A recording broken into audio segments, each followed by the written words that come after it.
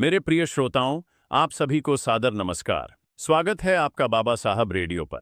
हमारा प्रयास है कि हम एक ऐसे श्रेष्ठ समाज के निर्माण में सहायक बने जो मानवता, समानता, स्वतंत्रता, न्याय और बंधुत्व की भावना पर आधारित हो। इस दिशा में आगे बढ़ने की प्रेरणा और समझ हमें अपने महापुरुषों के जीवन से मिलती है।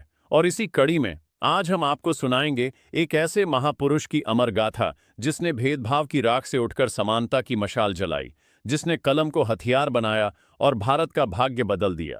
वो कोई और नहीं बल्कि हमारे प्रिय बाबा साहब भीमराव रामजी आंबेडकर थे। अध्याय 1। बचपन का संघर्ष और जाति का दर्द। साल था 1891। स्थान महू की फौजी छावनी। बरसात की हल्की बूंदें जमीन को भिगो रही थीं। सैनिकों के जूतों की आवाज हवा में गूंज रही थी। और उसी छोटे से मकान में मां भीमाबाई ने जन्म दिया अपने छोटे से भीमा को। थकी हुई लेकिन प्यार से भरी आवाज, राम जी, देखो, हमारा बेटा आया है। भगवान करे ये बड़ा होकर कुछ ऐसा करे कि हमारी जाति भी गर्व से सिर उठा सके। पिता रामजी सकपाल ब्रिटिश सेना के अनुशासित और ईमानदार सिपाही थे। बेटे के माथे को देखते हुए बोले, भीम, तुझे इस दुनिया में कठिन रास्तों से गुजरना होगा, लेकिन याद रखना, ज्ञान ही सबसे बड़ा हथियार है। मेरे श्रोताओं, ये शब्द छोटे भीमा के मन में गहरे उतर गए। लेकिन उनकी राह आसान नहीं थी, क्योंकि वह थे महार जाति के, उस जाति के जिसे समाज अछूत कहकर अपमानित करता था। स्कूल का पहला दिन। कक्षा में ऊंची जाति के बच्चों के लिए बेंचें और छोटे भीमा के लिए जमीन का कोना। अरे तुम पीछे बैठो, हाँ वहीं खिड़की के पास, क्योंकि तुम अछूत हो। पढ़ाई वही, किताब वहीं, लेकिन पानी, पानी पीने के लिए अलग बर्तन। और कई बार तो बर्तन भी ऐसे पकड़ा जाता जैसे किसी गंदे जानवर को चीज डाल रहे हों। भीमा मासूम आंखों से मां से पूछते, मां, क्या मैं कभी आगे बैठ सकूंगा? क्या मैं भी उसी लोटे से पानी पी सकूंगा? मां आंसू रोकते हुए बोली, हाँ बेटा, एक दिन आएगा जब तू सिर्फ सामने नहीं बैठेगा, बल्कि उन कुर्सियों पर बैठेगा जहां आज तेरे जैसे लोग बैठने से डरते हैं। बस पढ़, पढ़ और इतना पढ़ कि तेरे ज्ञान के आगे ये दीवारें गिर जाएं। प्रिय श्रोताओं, ये शब्द छोटे भीमा के लिए जैसे भगवान का आशीर्वाद थे। हाँ, उनका बचपन अपमान से भरा था। दोस्तों की हंसी, समाज के ताने, स्कूल की बेइज्जती, सब कुछ रोज का हिस्सा था। लेकिन जब बाकी बच्चे खेलों में खोए रहते, भीमा किताबों के पन्नों में खो जाते, क्योंकि उन पन्नों में उन्हें मिलता था एक नया संसार, जहां इंसान की पहचान उसकी जाति नहीं, उसकी सोच होती है। पिता की सीख गूंजती रहती, भीम, याद रख, तुम्हारे पास ना जमीन है ना दौलत, लेकिन तुम्हारे पास शिक्षा है, और यही तुम्हें राजा बना सकती है। भूख से खाली पेट, पैरों में न जूते न चप्पल, लेकिन आंखों में सपनों की आग और दिल में यह संकल्प कि चाहे कैसी भी मुश्किल आए, पढ़ाई नहीं छोड़ेंगे। श्रोताओं, यह था बाबा साहब के बचपन का संघर्ष। एक ऐसा संघर्ष जिसने उनकी आत्मा में आग जलाई। आग अन्याय के खिलाफ, आग शिक्षा की ओर बढ़ने की। अध्याय 2। शिक्षा की ओर कठिन यात्रा। प्रिय श्रोताओं, कहते हैं, भूख रोटी की हो तो पेट भरता है, लेकिन अगर भूख शिक्षा की हो तो इंसान पूरी दुनिया बदल देता है। छोटे भीमा के भीतर यही भूख पल रही थी। गरीबी, जाति भेद, अपमान, सब कुछ था उनकी राह में। लेकिन उनकी आंखों में एक ही सपना था, मुझे पढ़ना है। इतना पढ़ना है कि ज्ञान मेरी ढाल भी बने और हथियार भी। साल था 1900। भीमराव अब 8 साल के हो चुके थे। स्कूल की दीवारें रोज उन्हें जाति की याद दिलाती। कक्षा में जगह नहीं, पीने को अलग बर्तन, दोस्तों का मजाक। लेकिन एक दिन सतारा के गवर्नमेंट हाई स्कूल की कक्षा में शिक्षक ने बोर्ड पर एक कठिन सवाल लिखा। कौन हल करेगा? शिक्षक ने पूछा। सन्नाटा, सब बच्चे चुप। शिक्षक ने कहा, भीमराव, आओ जरा।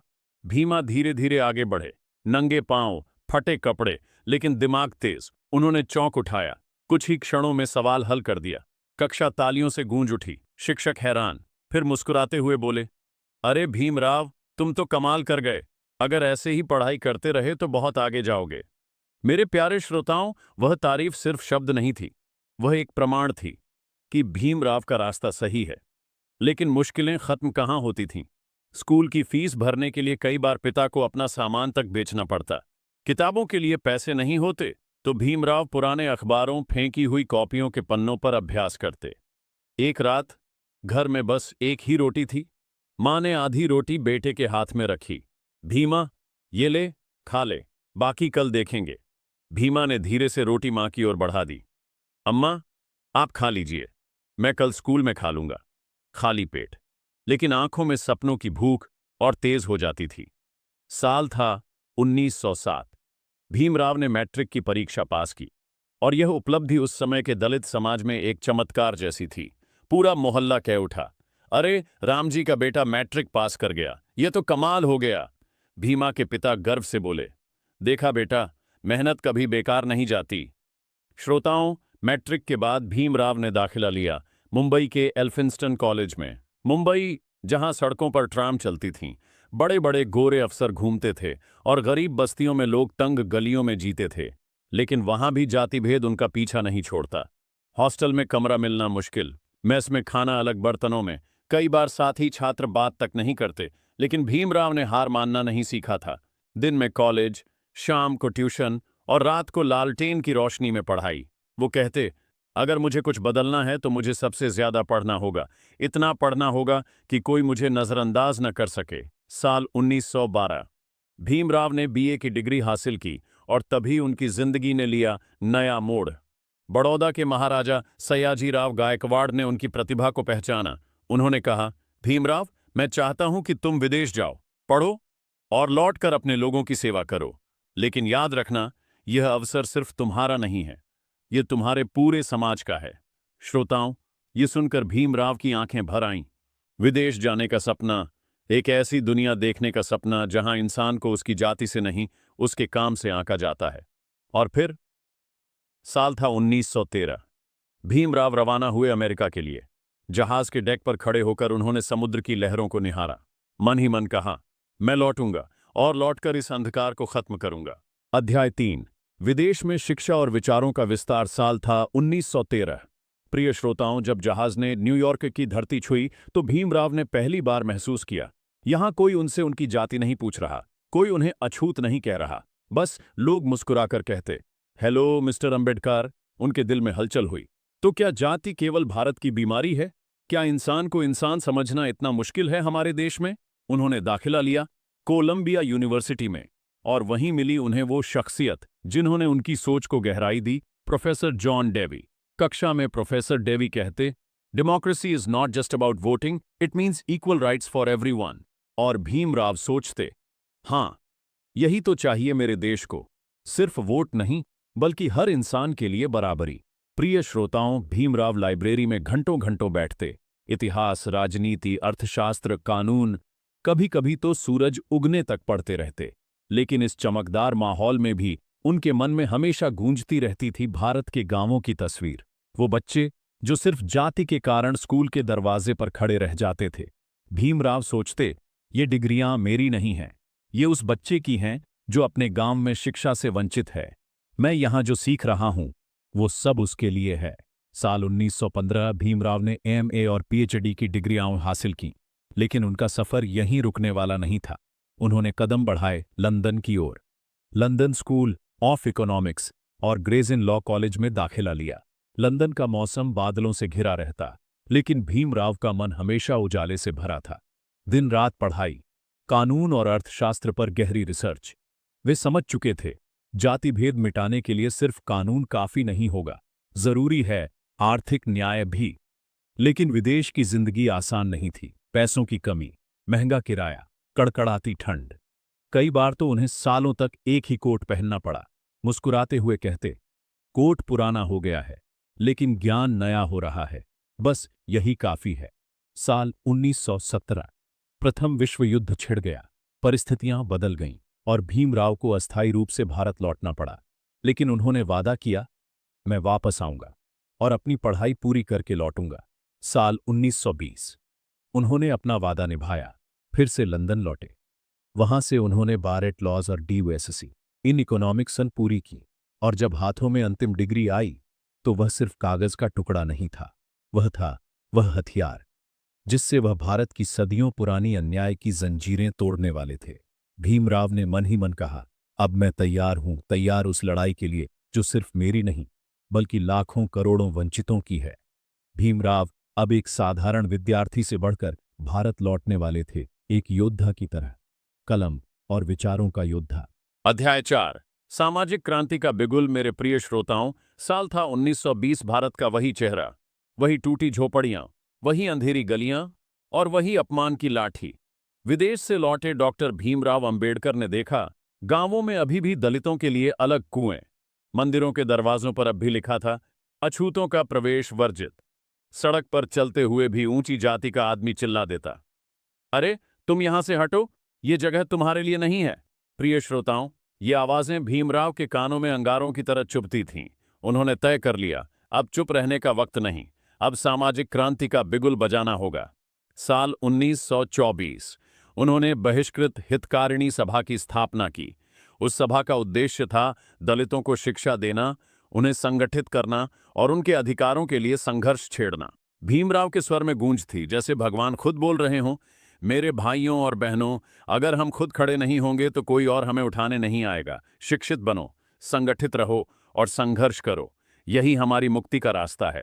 लेकिन श्रोताओं, सबसे बड़ी लड़ाई तो अभी बाकी थी, और वह लड़ाई शुरू हुई पानी की एक बूंद से। महाराष्ट्र का एक छोटा कस्बा महाड़, यहाँ का चबदार तालाब सरकारी संपत्ति था।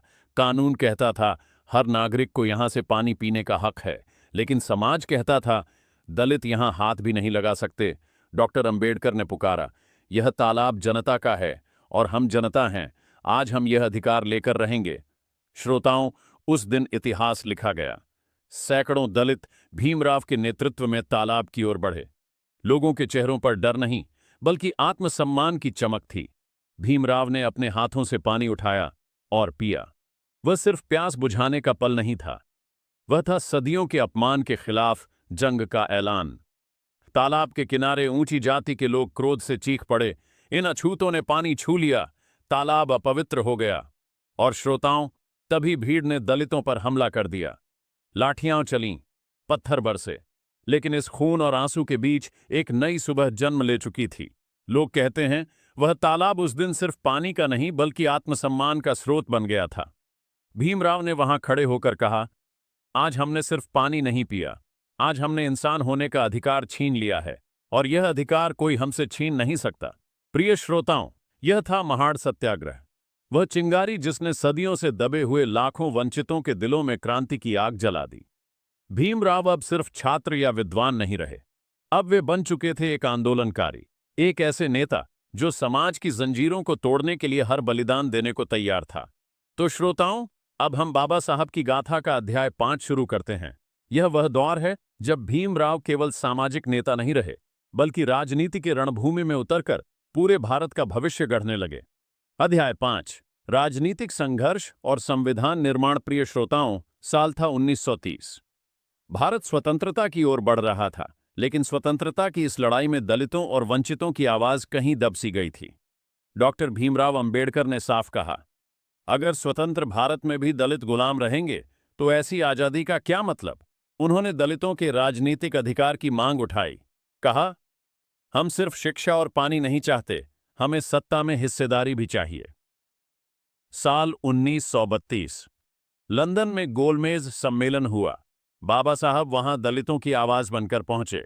उन्होंने ब्रिटिश सरकार और कांग्रेस नेताओं के सामने दृढ़ स्वर में कहा, भारत में लोकतंत्र का सपना अधूरा है जब तक समाज के सबसे नीचे बैठे इंसान को बराबरी का अधिकार नहीं मिलता। उनकी मांग थी दलितों के लिए अलग निर्वाचन क्षेत्र, ताकि वे अपने प्रतिनिधि खुद चुन सकें। श्रोताओं, यह मांग उस समय के कई नेताओं को चुभी, विशेषकर महात्मा गांधी को। गांधी जी ने इसे राष्ट्र की एकता के लिए खतरा बताया, और तब शुरू हुआ इतिहास का एक बड़ा मोड़, पूना पैक्ट। गांधी जी ने यरवदा जेल में आमरण अनशन शुरू किया। सारा देश चिंतित हो उठा। एक तरफ गांधी का जीवन, दूसरी तरफ दलितों के राजनीतिक अधिकार। बाबा साहब के सामने कठिन सवाल था, क्या वे अपने अधिकारों की मांग छोड़ दें या गांधी जी को मरते देखें। श्रोताओं, आखिरकार समझौता हुआ। दलितों को अलग निर्वाचन क्षेत्र नहीं मिला, लेकिन उनके लिए आरक्षित सीटें तय की गईं। यही था पूना पैक्ट। हालांकि बाबा साहब के दिल में पीड़ा थी। उन्होंने कहा, यह समझौता दलितों के लिए हार नहीं, बल्कि संघर्ष का नया अध्याय है। लेकिन श्रोताओं, बाबा साहब का सबसे महान कार्य अभी उनका इंतजार कर रहा था। साल 1947 भारत आजाद हुआ और पंडित नेहरू ने डॉक्टर भीमराव अंबेडकर को स्वतंत्र भारत की संविधान सभा की प्रारूप समिति का अध्यक्ष बनाया। श्रोताओं, वह पल कितना अद्भुत रहा होगा। वही अंबेडकर जिन्हें कभी स्कूल में पंक्ति के बाहर बिठा दिया जाता था, अब वही व्यक्ति पूरे राष्ट्र का संविधान लिखने वाला था। रात दिन बाबा साहब मेहनत करते, सैकड़ों किताबें पढ़ते, दुनिया भर के संविधानों का अध्ययन करते। उनके कमरे में हर वक्त दीपक जलता रहता। और फिर 26 जनवरी 1950 भारत का संविधान लागू हुआ। वह संविधान जिसकी हर पंक्ति में बाबा साहब की सोच बसी हुई थी।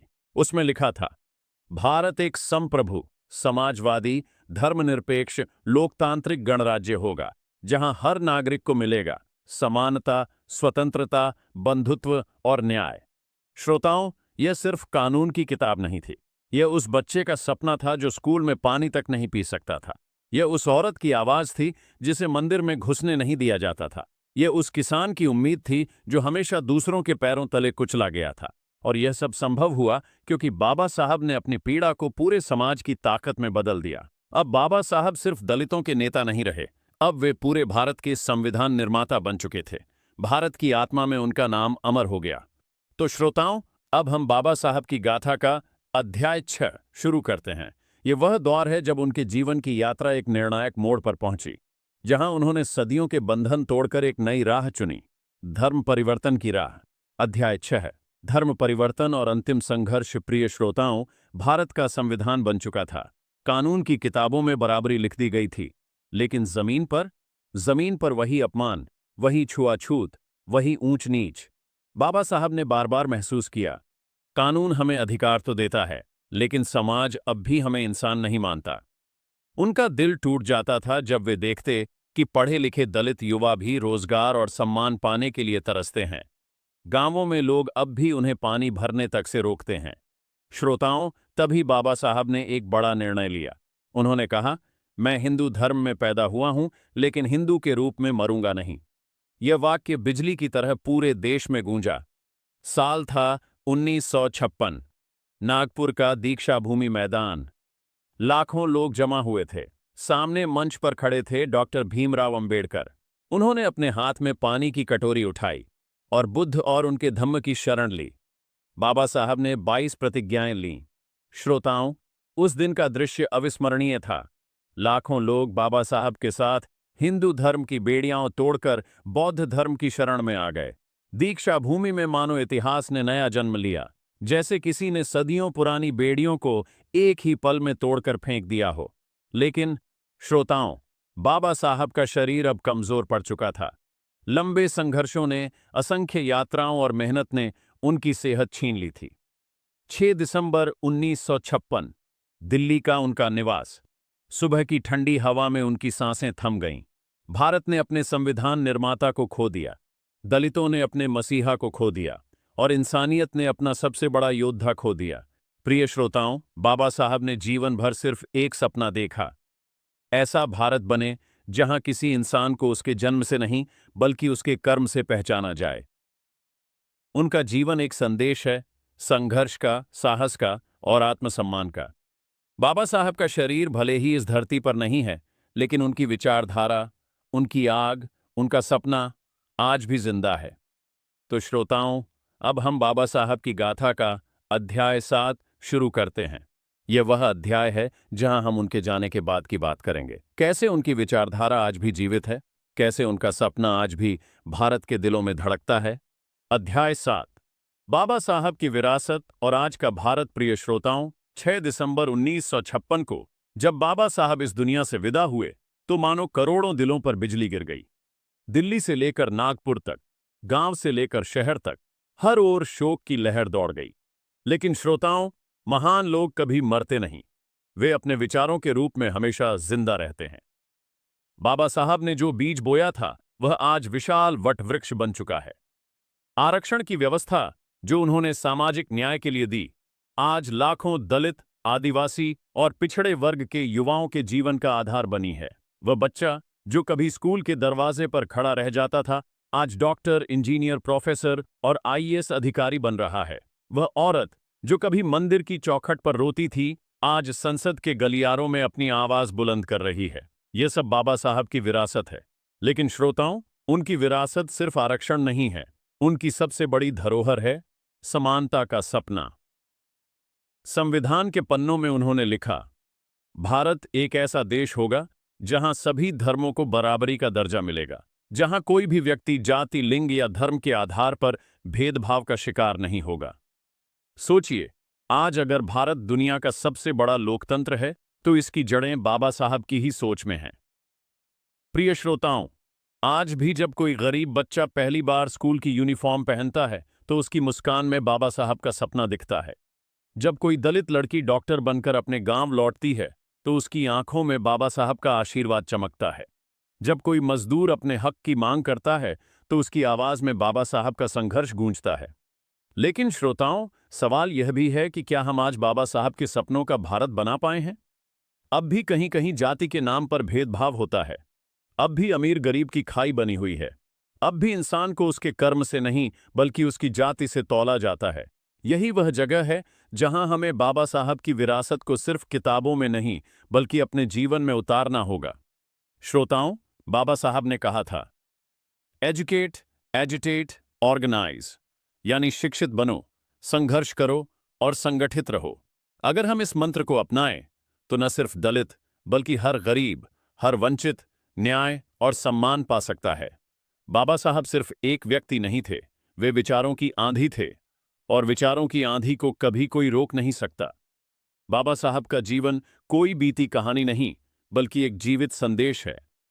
हर अन्याय के खिलाफ उठी आवाज में, हर बच्चे की आंखों में चमकते सपनों में, हर स्त्री के आत्मविश्वास में और हर इंसान की बराबरी की चाहत में बाबा साहब आज भी जीवित हैं। यदि आपको यह प्रेरक ऑडियो बुक पसंद आई हो, तो चैनल को लाइक, सब्सक्राइब और शेयर करें। यही आपका समर्थन होगा इस कारवां को आगे बढ़ाने का। अपने कमेंट के माध्यम से अपनी प्रतिक्रिया अवश्य दें। हम और आप मिलकर ही बाबा साहब के कारवां को आगे बढ़ा सकेंगे, एक श्रेष्ठ राष्ट्र के निर्माण में सहायक हो सकेंगे। प्रिय श्रोताओं, आज की इस यात्रा को यहीं विराम देते हैं, तो मिलते हैं अगली बार बाबा साहब रेडियो पर। तब तक के लिए जय हिंद, जय भीम, नमो बुद्धाय।